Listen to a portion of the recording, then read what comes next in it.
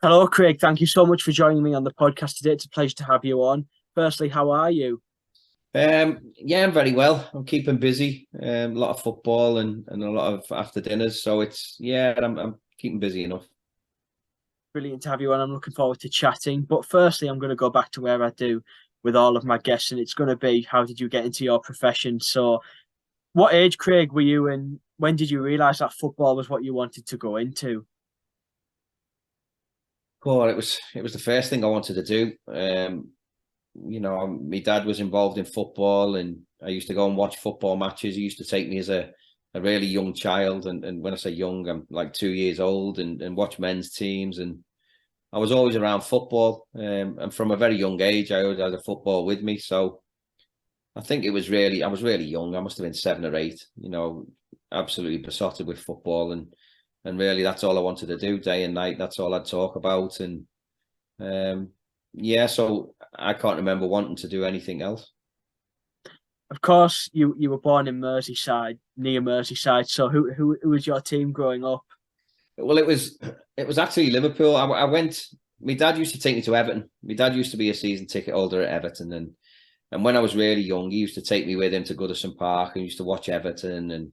But when I was old enough to go on my own, I used to go with my friends to Anfield and watch Liverpool, much to his dislike. But that's the way it is in Liverpool, Sometimes if your dad's an Evertonian, you'll be a Liverpudlian, or it's just weird like that. But households are all mixed. But certainly Liverpool for me, it felt a bit warmer than Everton. Goodison Park was always blue, and it felt a bit cold. And I always remember being cold when I was at the games there, whereas Anfield was red, and I was standing in the cop next to people and didn't really see much of the game when I was a kid, but it just felt warmer and a much a better atmosphere for me. So I was always a red. Do you have any in particular players that you idolised growing up? Oh yeah, plenty.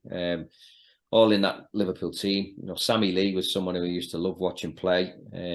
People used to call me Sammy when I was little. But Kenny Dalglish for me is my idol. He was my favourite player growing up. He was everything you want him to be, and I was fortunate enough to work with him in the end. Joining Liverpool, and I managed to do his boots and look after him, and to look after the king. It was a real honour. And I've been to some golf days and stuff ever since, and he's always got a time to stop and chat with me. And I think that was the good thing about him. Even though I was only young when I left there, he never ever. Every time he come across me, he'd always give me a bit of time, and he was just brilliant that way. And I've never forgot that. There's a lot of people that speak so highly of Kenny because out of all I've interviewed so many football guests and he's probably been the most popular name that's sprung up when I've asked people who's kind of been the biggest influence on them wanting to become a footballer. Yeah, and you can see why. I mean, Yeah. not only is he was an unbelievable footballer, just an absolute legend at Liverpool. But the things he was doing back then when I was watching the games as a kid, he was just unbelievable. But then to meet him as a man and to get to know what he was like as a man um, was a real honour for me. And like you say there, he's so humble, so real, just wants to give time to everyone and never forgets you. Like I say, I've seen him in lots of places. I've bumped into him on holiday, and he's always had time to have half an hour with me talking about how I am, what I'm up to, and it's just brilliant for someone like that to take an interest in you. It really does blow you away, and he's always been like that, Kenny. So, like I say, he was a real influence on me, um, but also the person he was as well. It was just phenomenal. Talking of Kenny, and you touched upon there, eventually joining Liverpool and being able to clean his boots. You joined them at youth level. How was that, and how did you come to join up with them? Well, I was at Everton first. I think I was 11 when I joined Everton and stayed there a couple of seasons. And Liverpool had seen me play and offered me an apprenticeship. They'd guaranteed me an apprenticeship. Everton wouldn't guarantee me an apprenticeship.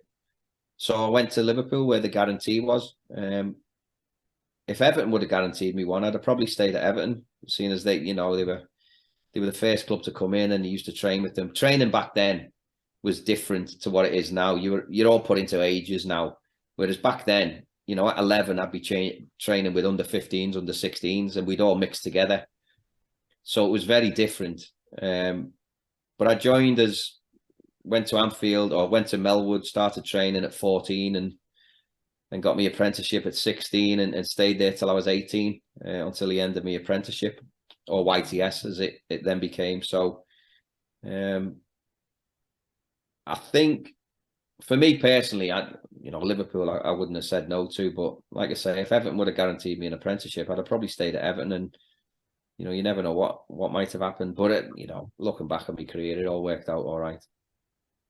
Yeah, it's one of them, because things like you say, obviously it did work out really well for you, but then again, you could look at if it was at Everton, you might not have had some of the moments that you have had. It's all what if, really, isn't it? Yeah, well, that's what football is, isn't it? If you're in the right place at the right time, moving forward at Middlesbrough, I was in the right place at the right time when they had bringing Janinios and Emersons and Rabanellis, and I have been lucky to be where I was at the times I was. So, like you say, I've experienced a lot of stuff, and the choices I made, if I went back, I don't think I'd change much, if I'm honest. I've played with some unbelievable footballers, and count myself really lucky to have done it. And we'll talk about these players and some of your other clubs later on. But I want to ask, when you left Liverpool, you eventually came to joining Crewe Alexandra. How was that being your first professional club of your career? Well, I was devastated to leave Liverpool. Yeah. I'd had a bout of glandular fever, and not a lot of people knew a lot about glandular fever at the time. And then I'd sort of half recovered. Liverpool wanted me to play in a couple of games, which I did, done well. Then they wanted me to play in another one. But by that time, Dario Gradi had seen me play at Crewe for Liverpool, and had offered me a pro contract straight away, 2 years pro. And I just felt I didn't know whether I was getting strung along a little bit by Liverpool.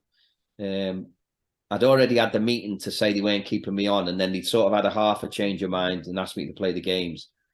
But I decided to take the plunge and go and play, get a pro contract, and at least I would have been a pro then until I was 20, which would have given me 2 years, because I was only small. I was a tiny kid, and I needed that extra little bit of time to try and develop and grow into what I was going to be. So Crewe gave me that. And again, talk about being lucky, to go somewhere like Crewe, who developed people like David Platt, Jeff Thomas. These people have gone on to play for England. And I think David Platt had just moved to Villa.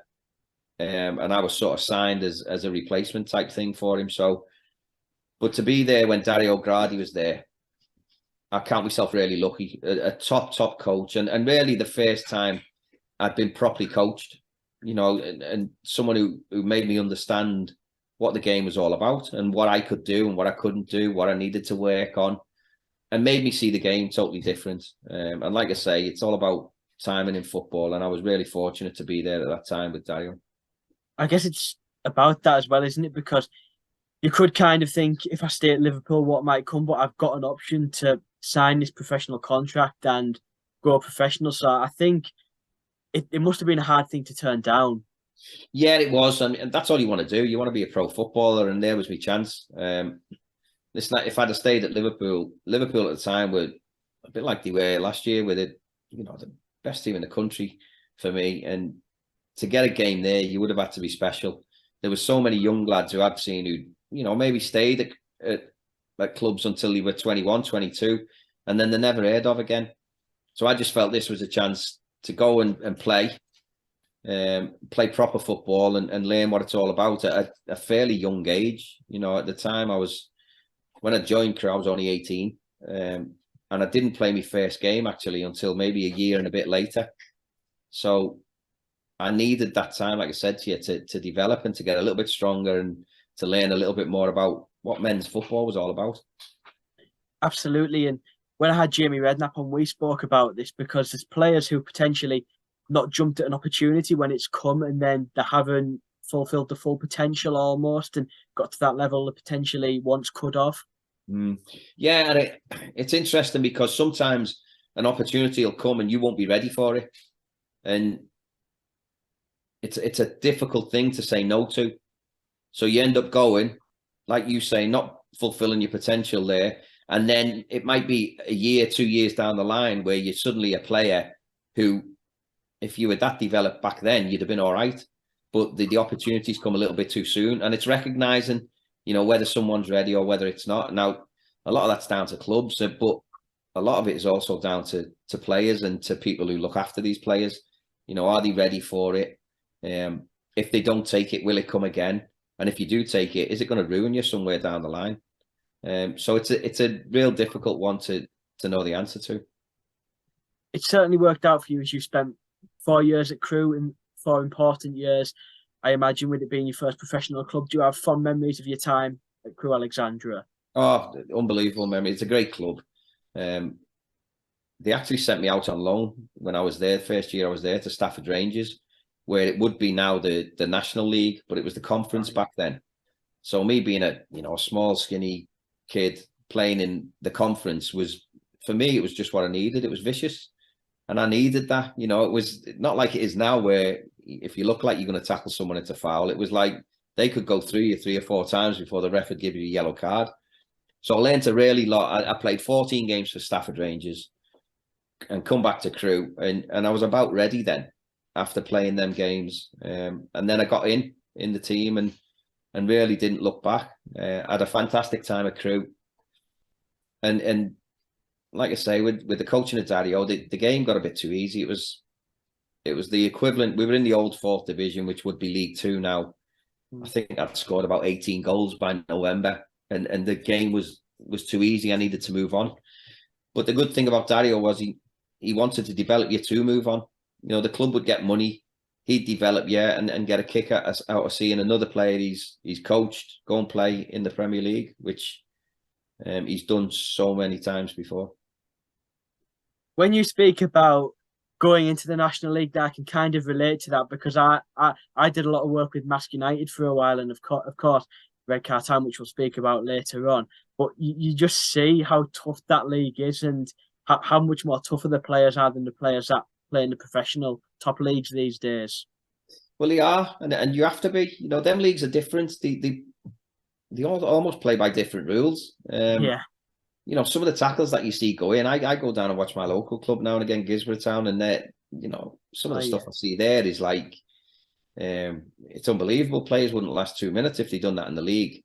But you also have to understand that it's, people love the game and they see the game being played the way they want it to be played. And I'm all for people getting stuck in. I love that. I love the physicality of it all, but in the right way. And I do think the game now has gone a little bit too far the other way where, a good tackle should be applauded. Whereas these days, a good tackle is more often than not blown up as a foul and a yellow card, even if you've got the ball. You only have to look like you mean it. They say there was intent there. Well, there's intent in everything you do. So for me to give a foul, whether you get the ball, is irrelevant. It's they've taken a little bit away from the game. But listen, if it was now, I'd love to play now because no one can touch you. I'd be so much better now than I was back then because no one could tackle you. No one could slide in. And I used to spend the first 5 or 10 minutes of a game waiting for the left back to come and kick me because he was allowed one. And the worst thing was if someone come in and kicked you and the referee went to him, oh, that's your one. You think, well, book him because he's got another one now to get booked. So it was always, the first 10 minutes of games were always brutal for me. I guess a player like you as well that had a lot of trickery in his locker would, because if defenders, because like you said, they wouldn't be able to touch you and you potentially be, because if someone did put a foul in, you'd be the type of player that could probably win one as well. Yeah, I mean, I wasn't a tackler, I was far from it. I was a footballer. I didn't like giving the ball away. So if there was ever a ball or a tackle that I was maybe 60-40 in favour of, I'd want to keep the ball.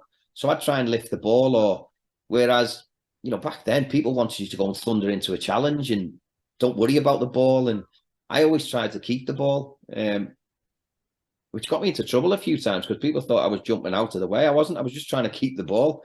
But I think a lot now, a lot of defenders now wouldn't do what they've done then. They wouldn't go flying in. They stand up a bit more. If they're not sure of getting the ball, they'll wait. And it's a much better game if you're a ball player these days. You can. It has gone the other way where you can draw fouls that aren't fouls. So in many ways, it'd probably suit me even more now because, like you say, if you go past someone and they impede you, but not loads, you can go down and you'd probably win a free kick or a penalty. And so there's a fine balance. You try and referees have got such a hard job these days. I don't envy them at all. Yeah, it's a very tough job. Eventually, after leaving Crewe, my team Middlesbrough came in for you, and it was a fee of £500,000 in November 1992, if I'm right. What was behind the decision in joining Middlesbrough, Craig? I know you said about you were ready for a challenge after playing at Crewe. Yeah, I'd had a couple of teams, but I think Dario wanted a certain amount of money for me. And Middlesbrough had put the money up. I think they just missed out on Rob Lee. And Lenny Lawrence was manager. I went up to speak to Lenny and really liked Lenny. Got on really well with him. Middlesbrough, obviously, first year of the Premier League it was. Middlesbrough were going all right, but they were on the slide a little bit. And I joined and I remember thinking it's what I needed. I needed a challenge, and I wanted to go and test myself in the Premier League. And the first game, I think we played Oldham in the first. We got battered 4-1, and I think I missed a sitter for me, and I also twisted an ankle in the game as well. So I didn't get off to the best of starts, but it was it was exciting and it was new, and you could tell that players were better and the game was better. So I relished it from the off, really. Of course, it was an exciting season, which did result in exciting being in the Premier League, but it did result in relegation at the end. But 2 years later, you helped the club bounce back. But I wanted to ask, how did you feel the Middlesbrough fans took to you? Because I know with Middlesbrough, a big thing is the fans taking to the players. So how did you feel you were taken in after being at Middlesbrough for a few years? I've always had an unbelievable relationship with the Middlesbrough fans. I was at first, it was good, it was really good, and then I took a pay cut to stay at the club, and since that minute, that elevated me, and people knew I wanted to be at the club because I loved the club, and it was genuine. I genuinely did love the club, and I loved playing for the club, and from that point on, I never looked back. With the fans have always been unbelievable, and in fact, when I left Middlesbrough and went and played for all the other clubs I did, because I played for a few after that, most of my fan mail was still from Middlesbrough fans. And it was, obviously scoring the first goal at the Riverside, that then took me to a different place as well. And then playing with Junie and Ravanelli, Emerson, getting to cup finals and being part of that whole exciting time. I think looking back now, fans look back and think, well, what a great time that was as well to be a Borough fan, and I'm associated with it. So the relationship I've got with Middlesbrough fans has always been fantastic, and it always will be. Obviously, just before a bit before my time, but when you do speak to Middlesbrough fans, a lot do say that was probably the best era of the club. Yeah, I mean, it was exciting because, it being in cup finals regular, we got to 3 cup finals in a row. Playing the football that we were playing, having the players we had, we were exciting to watch. And we could go anywhere and score 4 or 5 goals, but we could also let 4 or 5 in. So it made for exciting stuff for fans. And I remember going to Old Trafford and drawing a 3-3 there, and I think we beat Everton 4, we beat Coventry 4, we done 6 past Derby. You were there, and it was just, you just didn't know what we were going to do. We could play, if we were on our form and playing well, we would match anyone. But we did have 1 or 2 lapses, and it cost us. But certainly from a playing point of view, it was exciting because you didn't know who was going to walk through the door. We'd already signed Nick Barmby, who was an unbelievable player. Then Juni came, Ravanelli, Emerson, and you're thinking literally anyone could walk through the door. You know, that was the ambition that Steve Gibson had.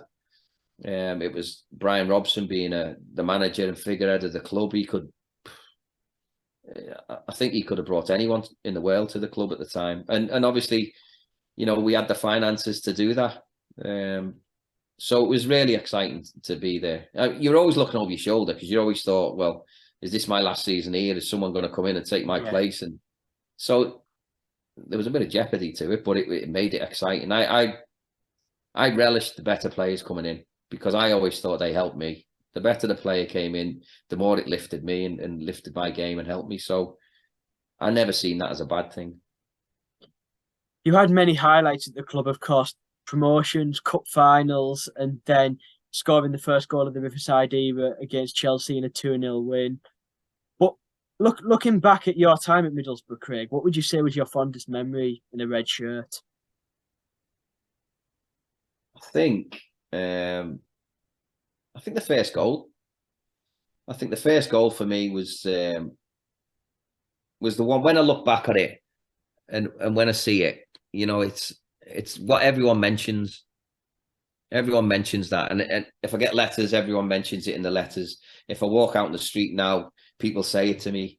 If I think harder, you know, there's a couple of things that stick with me because of other things. Ali Brownlee, God rest his soul, was a great friend of mine. I loved him to bits, and it was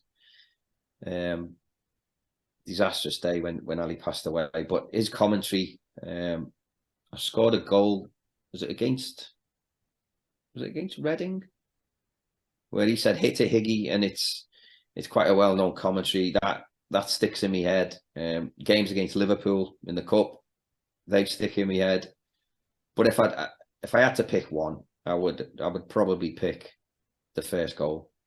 I'd have to, really, because obviously the Riverside's a modern stadium, which isn't going to be replaced anytime soon, and so therefore your name's going to be in it for a long time as who scored the first goal at Ayresome Park, Craig Hignett. At Riverside, yeah.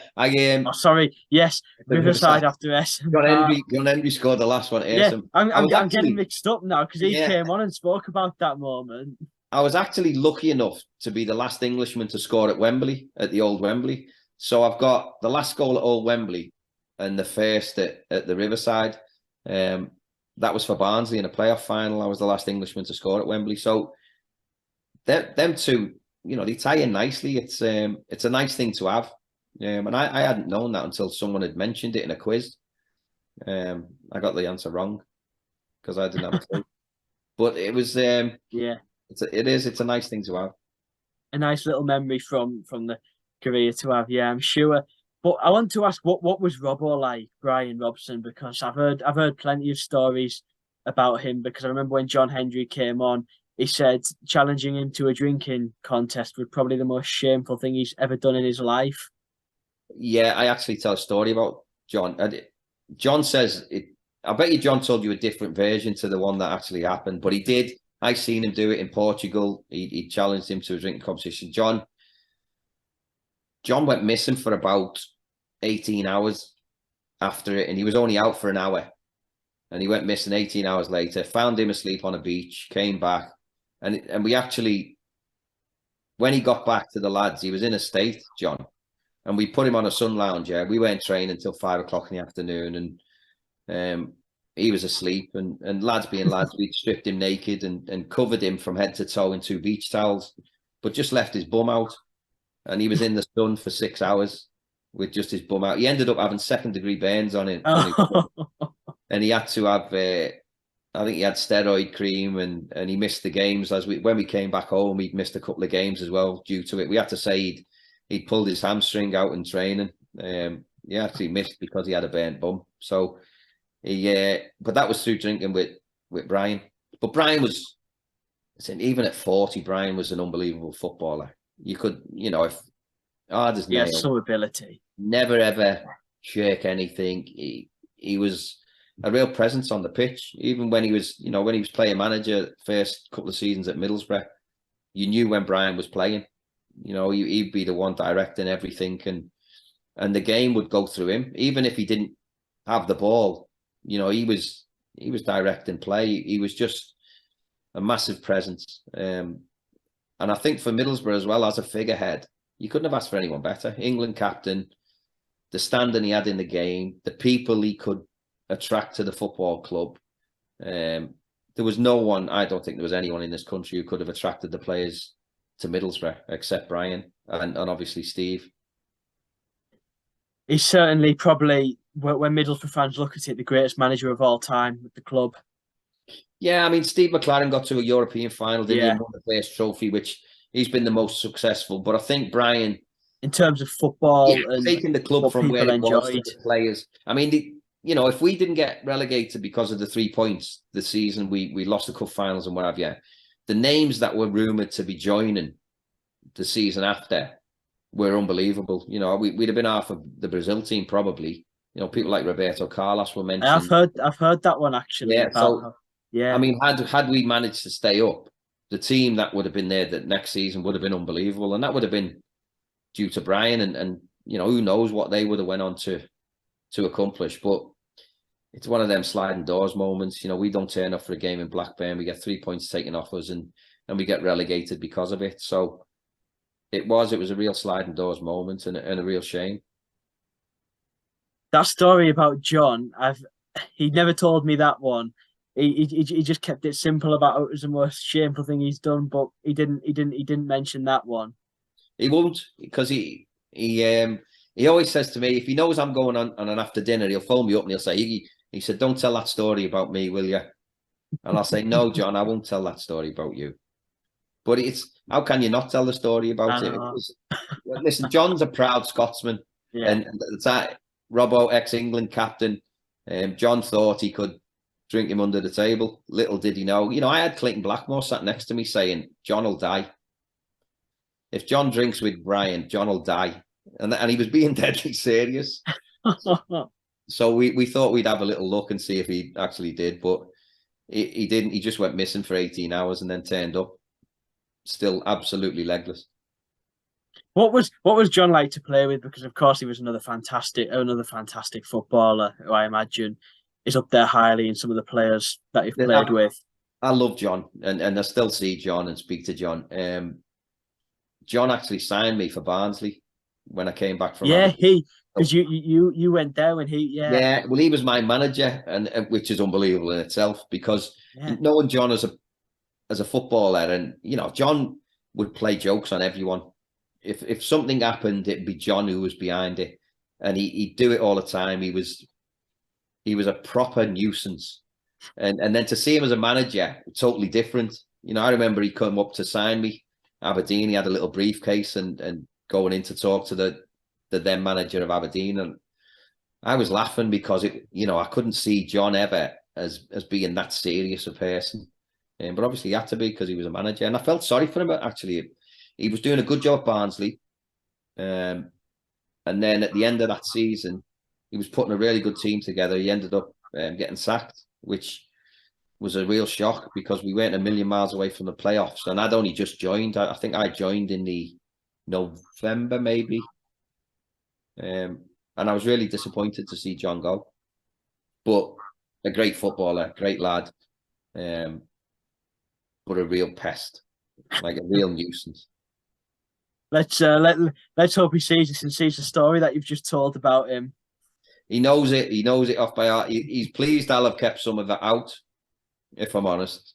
So there's more as well. There's more to it, but I don't think it's appropriate for what we're doing.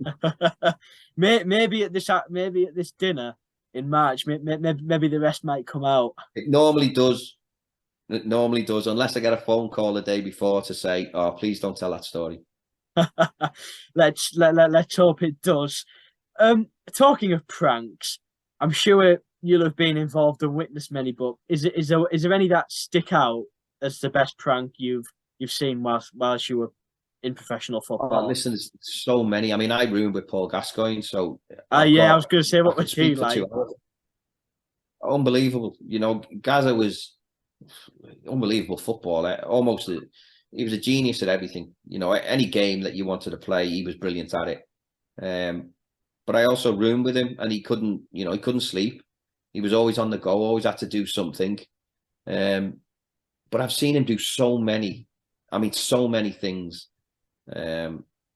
Normally to Jimmy Five Bellies, but the stories about Gaza are all legendary. He took the team coach. So I've heard, yeah. The coach driver was having dinner, and Gaza had robbed his keys, and he's got on the team bus, and he's took it out of Hareworth, Rockcliffe, where we trained. Stopped at a bus stop, asked the women if they wanted to go to Darlington. No one got on the bus, and then he went and turned it round. And as he come back in, he crashed, didn't he? Crashed it into a big concrete pillars, and the bus driver's going spare, doesn't know where his bus had gone. We all knew, and we could hear the crash at the top of the drive. And when it come back, the bus looked like it was in a point right from the back end of it. So, that earned him 2 weeks' wages, fine. But all Gaza wants to do is make you laugh. He wanted to play football and make you laugh, and any way he could do that, he would. And he was just a brilliant person to be around. He was infectious. He always had to be, like I say, doing something. He was always on the go. He couldn't have the lights off. He needed the lights on, needed the telly on, even at night. I wouldn't go to sleep in a dark room or anything like that.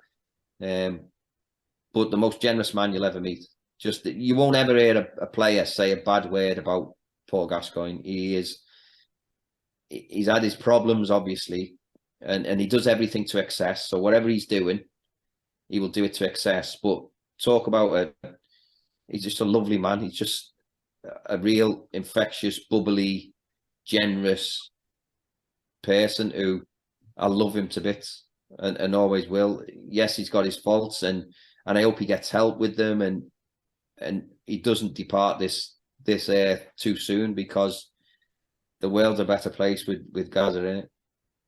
I think you've hit the nail on the head there, because I think he's certainly probably the character you'd want to have around you at a club. Oh, without a doubt. He's always, like I say, he's always doing something. I've done an evening with him not so long ago, where I hosted an evening with him, and he was brilliant. His stories were great. He gave a real good insight, and he was in good health, and everything was really good, and a Q&A, and it was great to see him like that. I came away from that night really buzzing that Paul was back to being Paul, and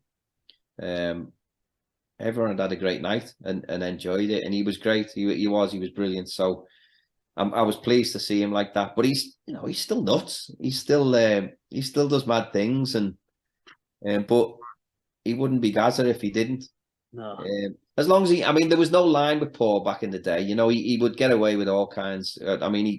His first day at Middlesbrough, he came into the canteen naked and getting his dinner just absolutely naked. First day, just waiting in the dinner queue naked with his plate, and they were the things that he would do something every day. He was a real pleasure to be around, but you have to be on your toes, because I've seen him. He replaced one day. He replaced Brill cream in his car with Imac, the hair removal stuff. Oh, yeah.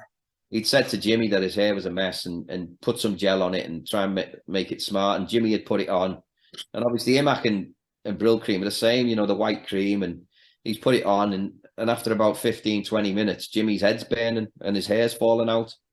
So then they've had to stop, go to the hairdressers, get it shaved off, and again Jimmy had to get some cream because his scalp had burned. He was non-stop. He'd have listening devices. He'd do everything. There was nothing he wouldn't do. The lads at Tottenham tell a story that he took an ostrich to training. I seen that on that documentary that was on last year about him. Crazy.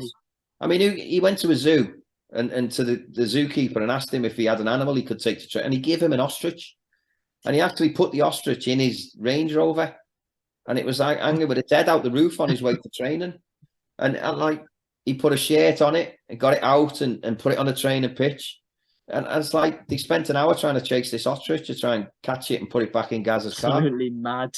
Who gives Gaza an ostrich? I mean, it's just some of the story. Honestly, the stories, they all sound like, oh, that couldn't have happened, but they did. And there's a million and one of them. As well as all these, because there's some mad stories there. But on the pitch, he was probably, in my opinion, one of the best technical players this country's ever produced. Would you say he was potentially the best you've ever played with? Not when I played with him. Because it was towards the end of his... Yeah, he was coming out and he'd had the injuries and what have you, but I'd love to have seen him when he was in his Tottenham days, where he was quick and he was powerful and he was going past people. Because without a doubt, he's one of the best English players that we've ever had, ever.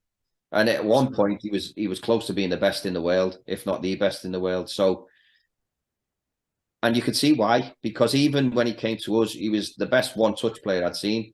You could stop a game and ask Gaza where everyone was on the pitch, and he'd let, without looking, he'd know. So he had that football brain that not many people have got. He was 1, 2, 3 steps ahead of everyone else on the pitch, knew what he wanted to do miles before it happened.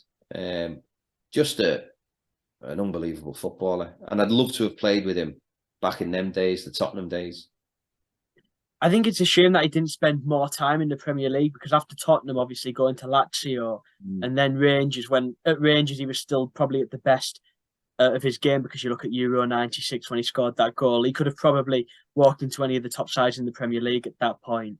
Oh, without a doubt. Anyone would have, and people would have wanted him as well. But he did what he did, and when he went to Rangers, like you say, he was still one of the best players around, even though he'd had his injuries and come back. But because what he was doing in Scotland for Rangers was unbelievable. I mean, he came back here to us, and he was really good for us. Then he went to Everton, and he had a host of clubs after that as well. But I think you're right. I'd love to have seen him play more years in the Premier League, because he was, like you say, at one point he was close to being the best player in the world. Absolutely. In 1998, your time at Middlesbrough came to an end. How did you feel coming to leave the club? Because you'd spent so many years at the club, you built a relationship with the fans and really connected. So how did it feel when you came to leaving Middlesbrough? I was devastated. It was Bryan, they'd offered me a contract, but we couldn't agree. I felt as though I'd been taken a little bit for granted with the offer that I got. And, I didn't want fortunes to stay at the football club. And when a team like Aberdeen comes in and can pay you, more than double what Middlesbrough were offering, then that sort of summed up where I was at, where, I felt like Aberdeen wanted me a bit more than what Middlesbrough valued me at. But Bryan had always said to me, look, don't sign anywhere. We went to New York after getting promoted. And he said, if anything happens, just, give me a call in the summer and we'll try and sort something out. And I'd sorted out, I went and spoke to Aberdeen and I'd sorted out a deal. And then I'd phoned Bryan to say, look, I've spoke to Aberdeen. They've offered me this. If Middlesbrough would have matched it, I'd have stayed at Middlesbrough all day long. But he just said all the best. He didn't say anything else except all the best. And then when I was at Middlesbrough, at Aberdeen, I went and trained at Middlesbrough on a day off. And Bryan had said to me, why didn't you phone me and let me know you were going to sign for Aberdeen? I said, I did. He said, you didn't? I said, I did. I phoned you on a Sunday afternoon. And he said, oh, you don't phone me on Sundays. I'm out of it on a Sunday. So it was just, but listen, it was just one of them things. It was, I never really wanted to leave, but I wanted to be valued as well at the same time. And I wanted to be paid on a par with what some of the other lads were paid who weren't doing what I was doing. But unfortunately, it didn't happen. And I moved. Should I have stayed? No. I couldn't have stayed with the offer I got, but to leave the club was such a massive wrench for me. I didn't want to leave it, and I was going through personal problems as well. I just got divorced at the time, and I had 2 small kids, and I just felt like I wanted to get away and try and start afresh somewhere else. Of course, it was a short spell in Aberdeen before you did go to Barnsley. Of course, mentioned earlier about John coming in as manager to come and sign you. And then a couple of years there before Blackburn, where you won a League Cup and achieved a promotion. Spells at plenty more clubs as well. But as a whole, post Middlesbrough, what would you say are some of the fondest memories? Well, I think Barnsley was brilliant for me. You know, I went there, I played 60 odd games, 65 maybe, scored over 30 odd goals, 36, 7 goals. I had a great time at Barnsley and loved it. You know, I played it with John as manager, who understood me, knew me as a player. But straight away, I think I scored 2 on my debut in a 7-1 win against Huddersfield. And then Dave Bassett came in after John, who, you know, I've got so much respect for Dave. It was brilliant to play for him. Whilst I was disappointed John had left, Dave came in, and he was brilliant. You know, I had such a good relationship with him. And again, someone who understood me, just didn't really ask me to do anything I couldn't do. Wanted me to stay up front and just cause havoc, really. You know, just cut in from the right or the left or whatever I was playing. And defensive duties, very little. But he got the best out of me. You know, we got to a playoff final. Should have won the playoff final, really. Got beat by Ipswich 4-2. But it was a real close game.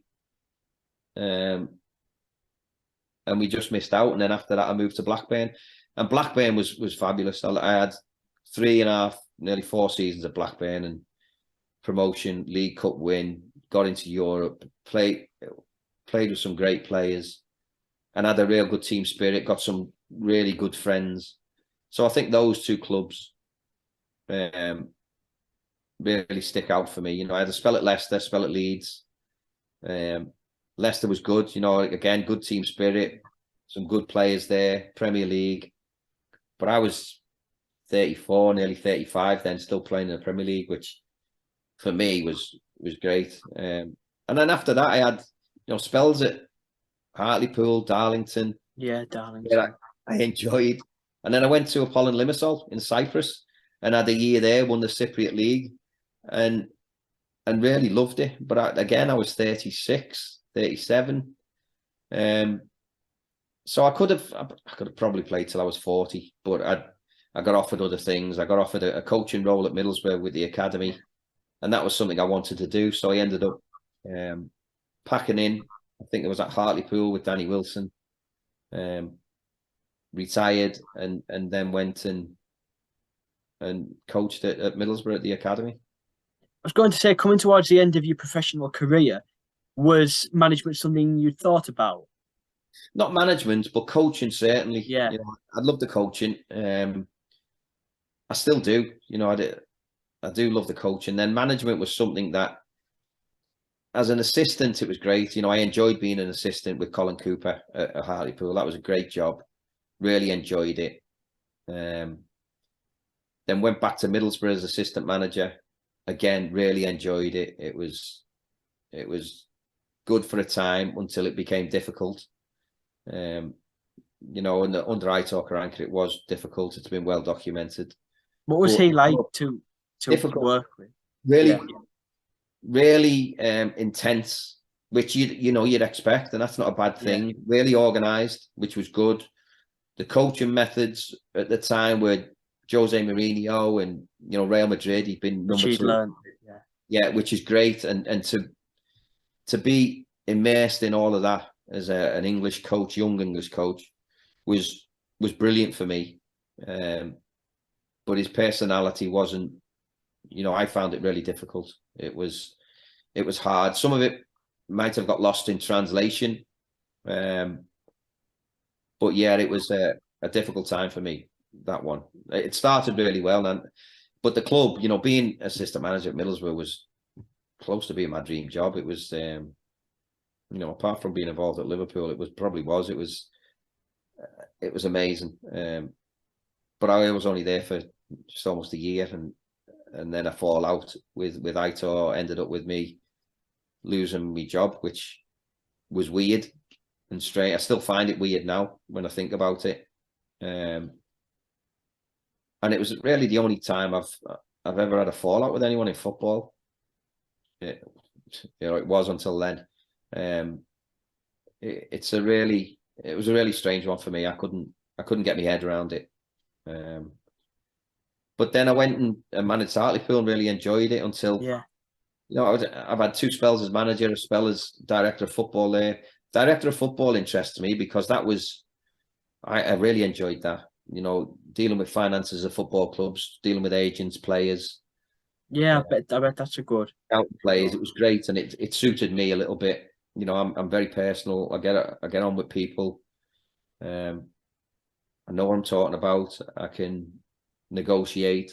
I understand figures, and for me that was a really good job. Let the manager get on with it. You can source players for him, make the deals. Manager will have final say on who comes in, but that job for me was good. And then I was sort of half forced back into management. Didn't want to manage again, but was sort of forced into it at Hartlepool for the second time. And then lost my job 15 games into a season with us. I think we were 4 points off a playoff spot, which was weird. Never got a reason why. It was just weird because I'd been told to cut the wage bill, and I'd cut it in half and had a better team. So I could never understand that. And obviously I'd helped save the club by getting the chairman involved, getting Jeff Stelling involved, getting supporters groups involved. And in the end, it was Raj bought the club, who still owns it. And he was a friend of mine, good friend of mine. And I always said to him, look, if one day, if I do take this job, you're going to have to sack me. So if you are going to sack me, just get me down to your house and we'll talk about it as mates. We don't have to fall out. We'll chat and discuss it. But he never did, unfortunately. And it cost me a friendship because I had a lot of respect for him up to that point. But then to not do that to me, I felt it was really disrespectful. And it was a tough one to take. To get the chief exec to phone me up and say, the chairman's going to make a change when the chairman's your mate. And you'd had that conversation with him it was tough. It was really tough. So that was really disappointing. Loved Hartlepool as a football club. Loved the people who worked there. The club was going. It was a transitional period where they were trying to cut the costs. They were still in the National League, but I always felt, given that we were always going to get better, we were going to get out the National League at some point, and the next manager after me actually done it. So I was pleased to see them get out of the league. And I still look for the results now, even though, they're not doing great this season. John Askey's just come in today. So hopefully they'll stay up and they can kick on. But, you need to compete at that level, and you need money to compete as well. And it doesn't matter what level you're at. You need the right sort of money and the right recruitment. Recruitment's everything these days. And if you don't get that right, then you've got no chance. So I hope for the best for them.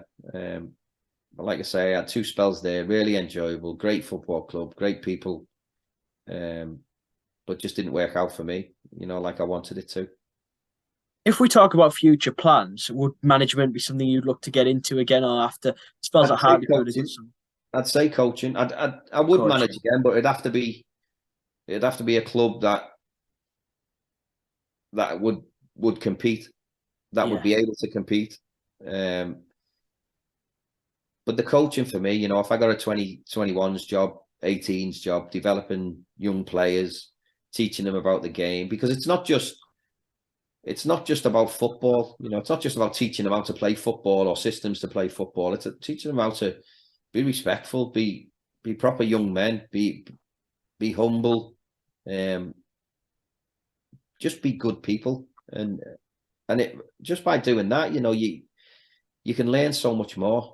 If it's tough as a young kid. I remember being a young kid. You think the world's against you. Everyone's giving you advice. You don't know which advice to take. I always felt I had something to give to young players, and I always enjoyed it. The academy stuff at Middlesbrough, I really enjoyed. When I went and coached the older kids, really enjoyed it, and it was something that you get you get a far greater sense of satisfaction if you've coached a young lad and you see him go on and make his first team debut. Yeah, I can imagine that's a good feeling. It does then being a manager. I've had some really good players play for me who've gone on and played different clubs and different levels, but the sense of satisfaction getting from seeing them as a young kid to then go and play in league football, it beats it. It's great. So I'd want to coach again. If management come up, I'd have to think about it, and it's not a no, but my ideal job would be under 18s, under 21s, or director of football. I love the director of football bit. And fingers crossed, hopefully, if the right thing comes for you, you'll be able to take that up.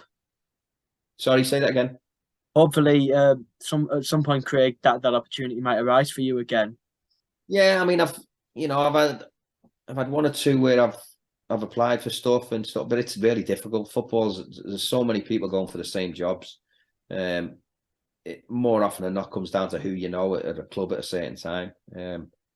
So I don't know. Who knows? In the future it might. But I'll just keep doing what I'm doing now. I mean, I go and watch Liverpool now. I commentate for Radio Merseyside, so I follow Liverpool around. So it's not a bad job to have, watching Liverpool. Although this season's been tough at times, particularly Real Madrid the other night. But in general, watching Liverpool's been a real joy. Of course, Craig, you're going to be raising some funds for Redcar Town FC, club where I'm currently doing a little bit of work at the minute, media-wise. Are you looking forward to that evening, and what can we expect? Yeah, I mean, I am. The local stuff I really like doing. It's at the Legs Club, like you say, raising money for Redcar Town. There'll be lots of stories. I'll tell the John Hendrie one if you're there. But there's loads more. Like I say, I've rooming with Gaza, playing with Janino, and the various different people I've got. I really enjoy going out and telling the stories, actually, because it jogs my memory. Sometimes I'll remember things that I haven't said before, and so to go out and just talk, it's great. And I think there'll be a chance for people to ask me questions as well. So whatever they've got, they can ask me, which again, I enjoy doing. The interaction is always brilliant. But yeah, it'll be a good night. There'll be some good stories and hopefully a lot of money raised. Certainly looking forward to it. And I'll just point out that the doors are open at 6:30 p.m. for anybody wanting to come down. Food served at 7:30. You start at 8 before a little break for auction and fundraising. Then there'll be the Q&A, and then tickets are available from Redcar Town Football Club, Lake Social Club, Redcar Town Management or Committee on, and you can contact them via social media. And I look forward to seeing you there, Craig. And in particular, I'm looking forward to hearing about the second part of this John Hendrie story. It's not a second part. It's a continuation of the story. I'll let you know. It's no, you will. There might be a couple with John, unless I get a phone call before it. Warning you not to do it. Yeah. Craig, I'll be sure to see you there. And thank you so much for coming on the podcast today. It's been a pleasure. It's been a real honour as well. Thank you.